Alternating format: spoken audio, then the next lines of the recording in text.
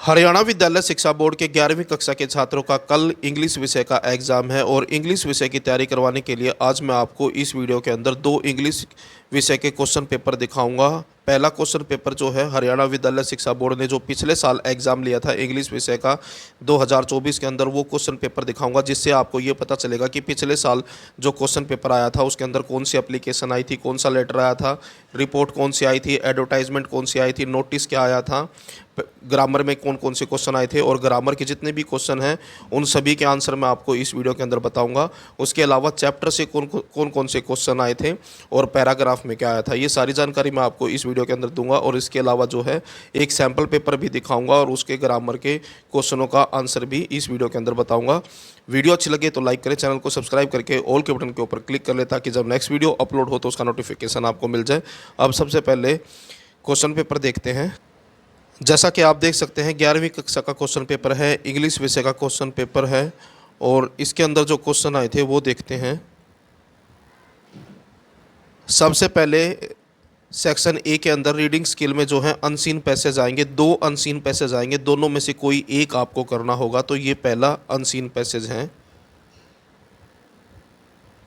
इसको पढ़ना है, समझना है और फिर इसके नीचे जो क्वेश्चन हैं उन क्वेश्चनों के आंसर देने हैं। ये है पैसेज का बाकी का हिस्सा।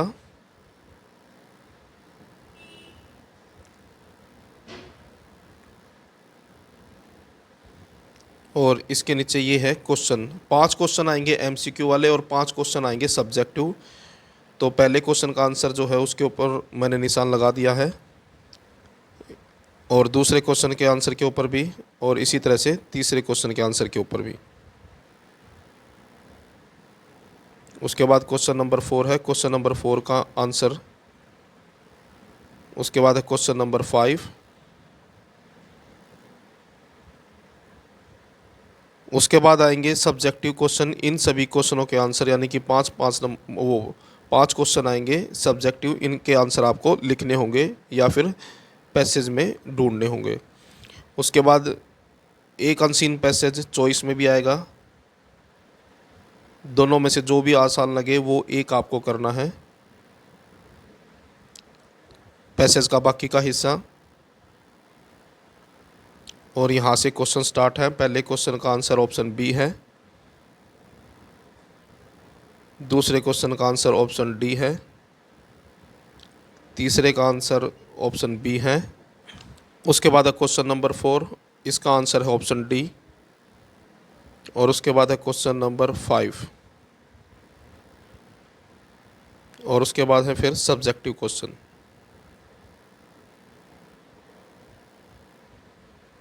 उसके बाद दूसरा क्वेश्चन आएगा, दूसरे क्वेश्चन के अंदर जो है पैसेज दिया होगा और इसको पढ़ना है, समझना है और फिर इसमें से नोट्स तैयार करने हैं, यानी कि ये क्वेश्चन जो है नोट मेकिंग का है।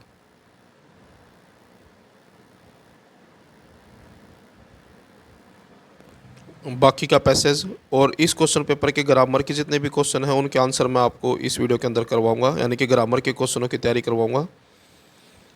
उसके बाद है सेक्शन बी।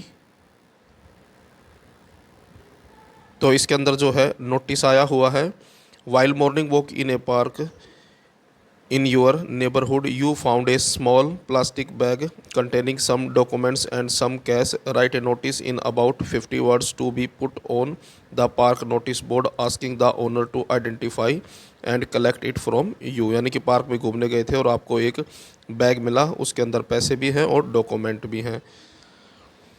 उसके बाद एडवर्टाइजमेंट आई हुई है, इन दोनों में से कोई एक आपको करना होगा। ये एडवर्टाइजमेंट है, you are Siddhant Sonia draft a classified advertisement in not more than 50 words to be publish in Times of India for sale of a used car. यानी कि कार सेल के लिए एडवर्टाइजमेंट आई हुई है। तो इन दोनों में से जो ये एडवर्टाइजमेंट है ये आसान रहती है और आपको एडवर्टाइजमेंट की तैयारी करनी चाहिए। उसके बाद क्वेश्चन नंबर 4 के अंदर पैराग्राफ आया था, इनमें से किसी एक टॉपिक के ऊपर पैराग्राफ लिखना है। Right a paragraph on one of the following. और उसके बाद इसमें भी चॉइस में एक क्वेश्चन है और जो कोई चॉइस में जो क्वेश्चन आया है ये रिपोर्ट है। Your school has recently open a computer wing the facility of computer training and access to internet connection has been made available to students. तो ये जो है रिपोर्ट आई थी। और उसके बाद अगला क्वेश्चन है क्वेश्चन नंबर 5। इसमें एक लेटर आया हुआ है और ये है एप्लीकेशन। तो एप्लीकेशन आई है, write an application to the principal of your school to arrange a remedial classes before the annual examination in school. You are Sartaj Sunita of class 11th। तो ये एप्लीकेशन है। उसके बाद यहाँ से ग्रामर के क्वेश्चन स्टार्ट हो जाते हैं। और सबसे पहले जो है टेंस वाले आए हैं, fill in the blanks with the correct form of the verb given in brackets. तो पहला सेंटेंस देखिए। पहला सेंटेंस है I dash receive your message yesterday. यहाँ पर यस्टरडे से ये पता लग जाता है कि ये जो सेंटेंस है ये सिंपल पास्ट का है। तो यहाँ पर आ जाएगा रिसीव्ड। सिर्फ रिसीव के साथ डी और लगाना है, यानी कि वर्ब की सेकंड फॉर्म लगानी है, received. I received your message yesterday. उसके बाद दूसरा क्वेश्चन है the poem dash contain many emotions. तो इसमें एस लग जाएगा, ये सिंपल प्रेजेंट का सेंटेंस है। The poem contains many emotions. और उसके बाद जो अगला है sentence, we dash survive for 15 hours since the last wave hit. तो इसमें आ जाएगा हैड सर्वाइव्ड। यहाँ पर डी लग जाएगा सर्वाइव्ड और यहाँ पर लग जाएगा हैड, क्योंकि हैज़, हैव और हैड के साथ हमेशा वर्ब की थर्ड फॉर्म आती है। तो यहाँ पर हो जाएगा सर्वाइव्ड। उसके बाद अगला है आर्टिकल वाले सेंटेंस हैं। और यहाँ पर पहला सेंटेंस है I do not like sugar in T. तो यहाँ पर शुगर से पहले कोई आर्टिकल नहीं आता, तो इसका आंसर बनेगा नो आर्टिकल। अगला सेंटेंस है Bhavishya is planning to buy a new car. तो यहाँ पर आ जाएगा ए, क्योंकि यहाँ पर डैश के बाद जो भी सेंटेंस है, जो भी वर्ड है, अगर पहला अक्षर इसका, जैसे कि यहाँ पर न्यू लिखा हुआ है, तो पहला अक्षर न है। अगर पहला अक्षर कै खे गे में से आता है तो आंसर में आ जाएगा ए। और अगर पहला अक्षर ये शब्द जो है यहाँ पर जो लिखा होगा डैश के बाद, वो शब्द यूं का यूं आपको जो हिंदी आपने पढ़ा है उसको यूं का यूं हिंदी में लिखना। जैसे न्यू को हम पढ़ते हैं तो पहला अक्षर जो बनेगा न बनेगा। इसी तरह से अगर यहाँ पहला अक्षर आता है और पहला अक्षर उसका बनेगा ए आ ई में से, तो आंसर में आ जाएगा एन। तो यहाँ पर ए और एन के लिए बिल्कुल सिंपल सा एक तरीका है। अगर डैश के बाद जो भी वर्ड है आप उसको जैसा पढ़ोगे, जैसे कि आपने यहाँ पढ़ा न्यू, और जैसा लिखोगे, अगर उसका पहला अक्षर अगर ए आ ई यू में से आता है तो आंसर में आ जाएगा एन। और अगर पहला अक्षर कै खे गे में से आता है तो उस आंसर में आएगा ए। उसके बाद अगला सेंटेंस है Poonam goes to dash temple every morning. तो इसमें आ जाएगा द आर्टिकल, और द आता है स्पेसिफिक और यूनिक चीज़ों के साथ। उसके बाद है चेंज द वॉइस। तो पहला सेंटेंस देखें, ही राइट्स एन एसे। तो यहाँ पर आ जाएगा एन एसे इज़ रिटन, क्योंकि वॉइस में जो है हमेशा वर्ब की थर्ड फॉर्म आती है। तो इसमें आ जाएगा रिटन बाय हिम। तो पहले का आंसर बनेगा ये। उसके बाद दूसरा है प्लीज़ डू नॉट टॉक। तो इसका आंसर बनेगा you are requested not to talk. तो दोबारा आंसर सुन लीजिए, इसका आंसर बनेगा you are requested not to talk. उसके बाद अगला है fill in the blanks with appropriate modals. तो मॉडल वाले हैं। तो you dash attend this seminar. तो आंसर में आ जाएगा मस्ट। कोई भी चीज़ ज़रूरी हो, आवश्यक हो, नेसेसिटी हो, तो वहाँ पर आता है हमेशा मस्ट। उसके बाद I dash wake up early when I was in class 10th, यानी कि अपनी पास्ट की हैबिट बता रहा है। यानी कि जब 10वीं क्लास में था तो वो जल्दी उठ जाता था, और पास्ट की हैबिट बताते हैं यूज टू से। तो आंसर में आ जाएगा यूज टू। उसके बाद अगला है according to the weather forecast it dash snow heavily tomorrow. और पॉसिबिलिटी को बताने के लिए यहाँ पर मे का यूज़ होता है। तो यहाँ पर आ जाएगा may, it may snow heavily tomorrow. उसके बाद है identify the type of clause underline in the following sentence. तो पहला जो सेंटेंस है इसका आंसर है option C, tell me what the problem is. उसके बाद the lady who is wearing a red hat is her mother, तो इसका आंसर है ऑप्शन सी। उसके बाद सेक्शन डी के अंदर जो है सीन पैसेज है। पहला क्वेश्चन आता है अनसीन पैसेज का, दूसरा और ये क्वेश्चन सातवां जो है ये सीन पैसेज यानी कि पार्ट से पैसेज लिया गया है। इसके नीचे क्वेश्चन है ये, और चॉइस में भी एक क्वेश्चन आएगा, यानी कि दोनों में से कोई एक आपको करना है जो भी आसान लगे।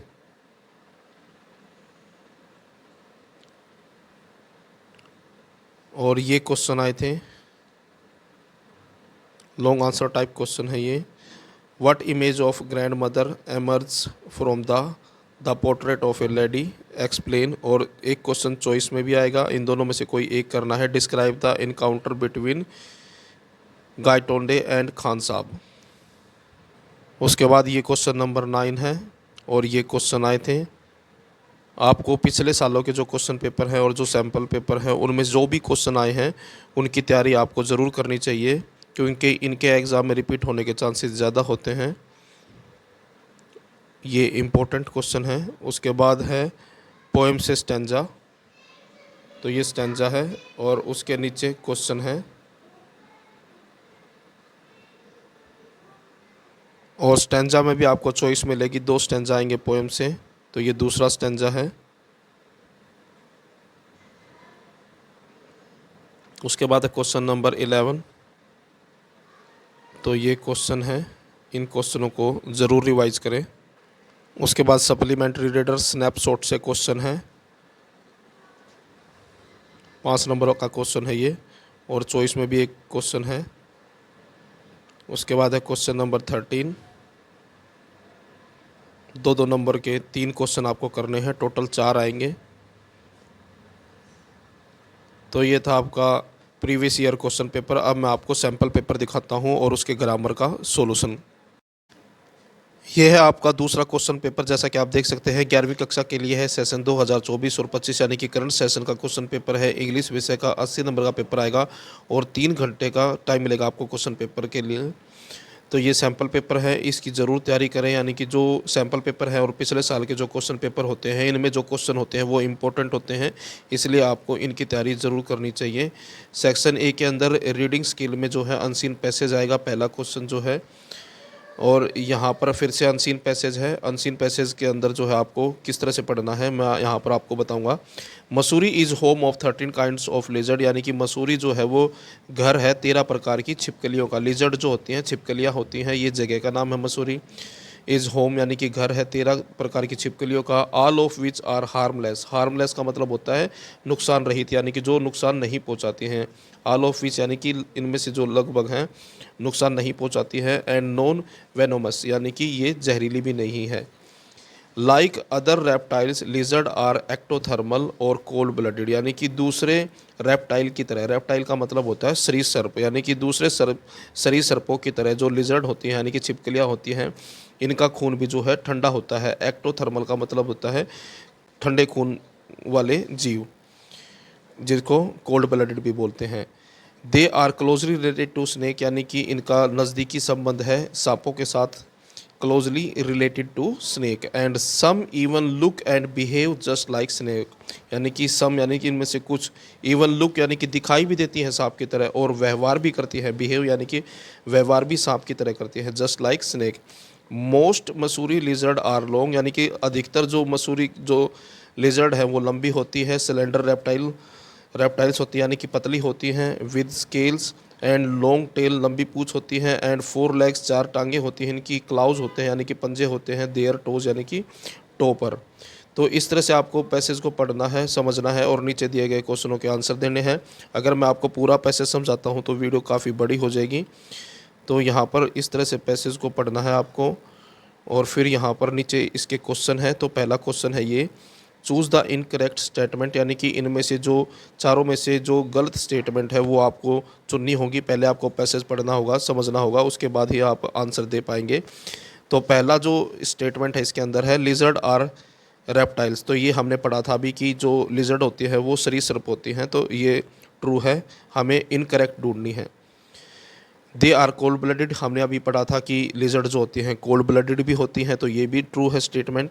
They have eyelids and year opening, तो छिपकलियों की जो है आईलिड्स भी होती हैं और ईयर ओपनिंग यानी कि कान भी खुले होते हैं, तो ये तीनों स्टेटमेंट ट्रू है। तो इसका मतलब चौथी जो स्टेटमेंट है ये गलत है, तो ये हमारा आंसर बनेगा option D.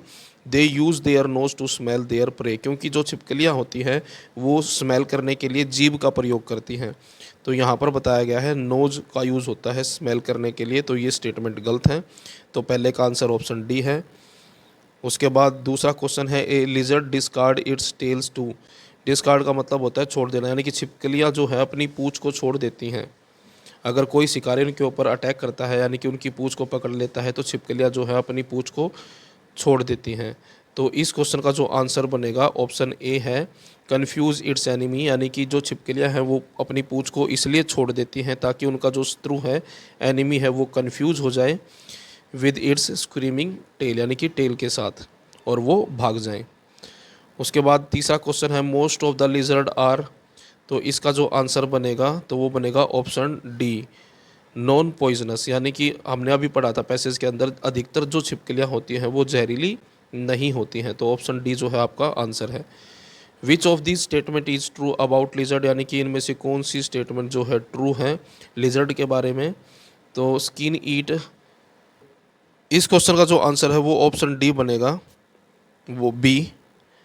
Lizard can discard their tail to distract their enemies, तो लिजर्ड जो है अपनी पूँछ को छोड़ देती हैं अपने शत्रु को डिस्ट्रैक्ट करने के लिए, यानी कि भटकाने के लिए।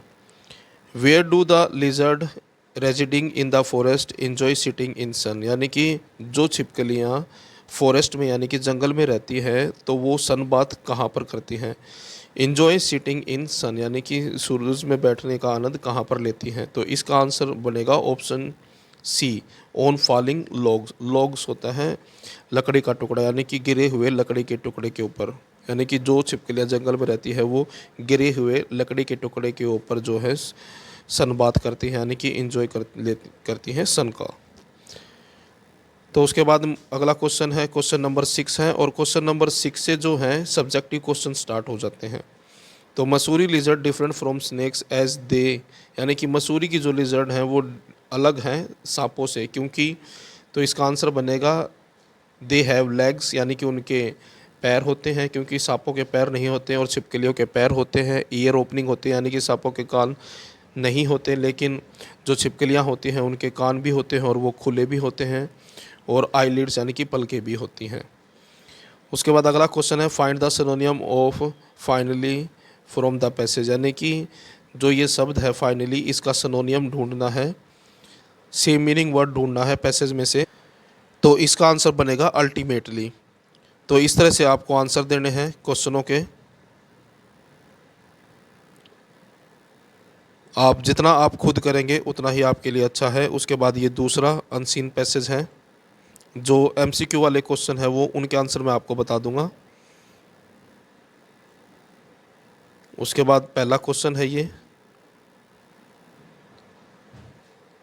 तो यहाँ पर जो पहला क्वेश्चन है पहले क्वेश्चन का जो आंसर है वो है option see the Mughal rulers did not support there craft. उसके बाद ये दूसरा क्वेश्चन है, दूसरे क्वेश्चन का जो आंसर बनेगा वो बनेगा ऑप्शन ए। उसके बाद तीसरा क्वेश्चन है, तीसरे क्वेश्चन का आंसर है ऑप्शन बी। उसके बाद चौथा क्वेश्चन है, चौथे क्वेश्चन का जो आंसर बनेगा वो बनेगा ऑप्शन ए। उसके बाद क्वेश्चन नंबर 5 है, क्वेश्चन नंबर 5 का जो आंसर बनेगा वो बनेगा बी। उसके बाद क्वेश्चन नंबर 6 से जो है सब्जेक्टिव टाइप क्वेश्चन है। उसके बाद ये आएगा दूसरा क्वेश्चन नोट मेकिंग का, तो ये आपको पैसेज पढ़ना है और इसमें से जो है मेन पॉइंट छांटने हैं और वो आपको लिखने हैं। उसके बाद तीसरा क्वेश्चन है ग्रामर का, और ग्रामर के क्वेश्चनों के आंसर मैं आपको बताऊंगा अब। तो पहला सेंटेंस देखिए ग्रामर के अंदर, the truth dash remain the truth, तो ये सिंपल प्रेजेंट का है तो यहाँ पर एस लग जाएगा सिर्फ। The truth remains the truth, यानी कि सच है वो सच ही रहता है। उसके बाद वुड दैट आई वर, तो इसमें आएगा वर, तो बी के अंदर बी फैमिली में से आंसर आता है, is am are was were में से। एक कोई आंसर आएगा जब भी ऑप्शन में यहाँ पर बी लिखा होगा तो यहाँ पर आ जाएगा वर, WERE, would that I were a king, काश मैं एक राजा होता। उसके बाद अगला सेंटेंस है डू नॉट डिस्टर्ब मी, तो इसका आंसर बनेगा you are requested not to disturb me. दोबारा से सुन लीजिए, तीसरे क्वेश्चन का जो आंसर है ग्रामर में you are requested not to disturb me. उसके बाद जो चौथा सेंटेंस है ड्यूटी मस्ट बी डन, तो इसका जो आंसर बनेगा one must do one's duty. दोबारा सुन लीजिए, one must do one's duty. उसके बाद क्वेश्चन नंबर 5 है the doctor say that only miracle can save him, so I think there is dash chance to of his survival, तो यहाँ पर answer में आएगा little, there is a little, क्योंकि यहाँ पर बताया कि डॉक्टर जो है उसने कह दिया है कि केवल मिरेकल ही उसको बचा सकता है, तो बचने के चांसेस जो है कम है, तो यहाँ पर आंसर आएगा लिटिल। उसके बाद है through RCB has not won a single title yet it has dash fans who believed that one day their wish will be fulfilled, तो यहाँ पर आ जाएगा answer a yet it has many fans, यानी कि फिर भी उसके, यानी कि RCB ने अभी तक कोई भी टाइटल नहीं जीता है, फिर भी उसके जो है बहुत से फ़ैन हैं, तो आंसर में आएगा many fans. Dash you pass me that salt, तो पोलाइट रिक्वेस्ट है, तो यहाँ पर आ जाएगा ओट टू, ओट नहीं आएगा, यहाँ पर आएगा वुड, वुड आएगा इसमें। अगले के आंसर में आएगा ought to, you ought to obey your parents, और जहाँ पर ought टू आ सकता है वहाँ पर मान लीजिए ought टू की जगह पर शुड होता तो शुड भी आ सकता है, शुड की जहाँ पर शुड आता है वहाँ पर ought टू भी आ सकता है, दोनों सेम है, तो यहाँ पर ought टू आएगा आंसर में। उसके बाद है कंबाइन द फॉलोइंग सेंटेंस, तो 9वें क्वेश्चन का जो आंसर बनेगा वो बनेगा ही wants a car from his in laws though his father is against dowry. उसके बाद क्वेश्चन नंबर 10 है, तो क्वेश्चन नंबर 10 का जो आंसर जो है वो है नाउन क्लोज। उसके बाद क्वेश्चन नंबर 11 है fill in the blanks with suitable article, might is right, तो ये मोरल है, कहानी आपने स्टोरी जो आपने पढ़ी होगी, तो ये उसका शक्तिशाली की हमेशा जीत होती है, यानी कि जिसकी लाठी उसकी भैंस, माइट इज़ राइट, तो यहाँ पर नो आर्टिकल आएगा आंसर में। Fill in the blanks with suitable article the birds fly in the sky, तो यहाँ पर आ जाएगा द, तो ये ग्रामर का सॉल्यूशन था। उसके बाद यहाँ पर सेक्शन सी है, सेक्शन सी के अंदर जो है तो यहाँ पर ये नोटिस आया हुआ है, इसकी आपको ज़रूर तैयारी करनी चाहिए। उसके बाद यहाँ पर ये एडवर्टाइजमेंट आया है, इसका मतलब नोटिस और एडवर्टाइजमेंट में से कोई एक आपको करना है, और मेरी ये एडवाइस रहेगी आपको कि आपको एडवर्टाइजमेंट की तैयारी करनी चाहिए, क्योंकि ये छोटी होती हैं और लिमिटेड होती हैं, कम ही होती हैं। उसके बाद पोस्टर आएगा, इन तीनों में से कोई एक करना है, तो एडवर्टाइजमेंट आपको करनी चाहिए। उसके बाद क्वेश्चन नंबर 5 है,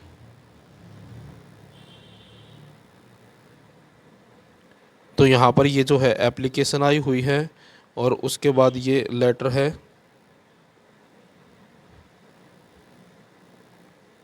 उसके बाद है क्वेश्चन नंबर 6,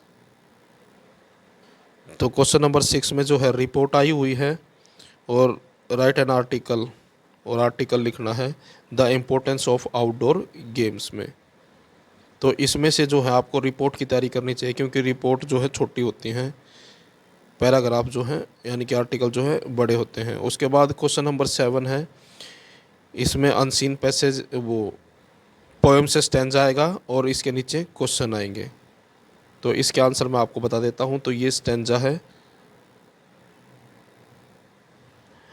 तो पहले क्वेश्चन का जो आंसर बनेगा वो बनेगा ऑप्शन ए। उसके बाद दूसरा क्वेश्चन, दूसरे का आंसर है ऑप्शन सी, यानी कि तीसरा ऑप्शन आंसर बनेगा, और तीसरे क्वेश्चन का आंसर बनेगा ऑप्शन ए।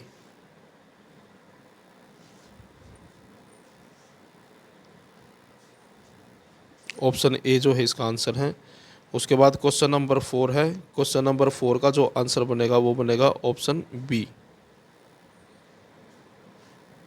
उसके बाद क्वेश्चन नंबर 5, और क्वेश्चन नंबर 5 का जो आंसर है वो है ऑप्शन ए। उसके बाद चॉइस में भी एक स्टेंजा आएगा, दोनों में से जो भी आसान लगे वो आपको करना है। तो ये है स्टेंजा और इसके नीचे यहाँ से क्वेश्चन है। तो इसके पहले क्वेश्चन का जो आंसर है वो है ऑप्शन ए। उसके बाद दूसरे क्वेश्चन का जो आंसर है वो है ऑप्शन सी। उसके बाद दूसरा क्वेश्चन, दूसरे का आंसर है ऑप्शन सी। और उसके बाद तीसरा क्वेश्चन, तीसरे का आंसर है ऑप्शन डी। उसके बाद चौथा क्वेश्चन, चौथे का आंसर है ऑप्शन बी। और उसके बाद पांचवा क्वेश्चन है, पांचवें क्वेश्चन का जो आंसर है वो है ऑप्शन डी। उसके बाद सीन पैसेज आएगा पार्ट से, इसके नीचे भी क्वेश्चन मिलेंगे। तो ये पहला क्वेश्चन है, what did the grandmother want her grandson to learn by heart. तो इसका आंसर आएगा ऑप्शन बी।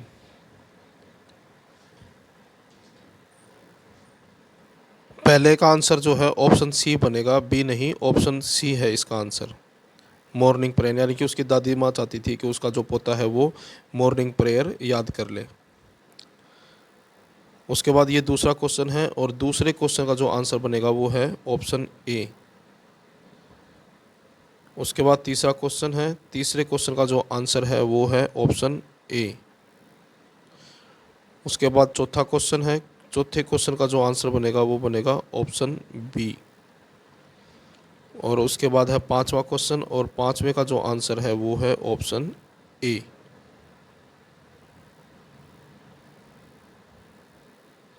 उसके बाद चॉइस में भी क्वेश्चन आएगा, यानी कि सीन पैसेज एक और होगा, दोनों में से कोई एक करना है।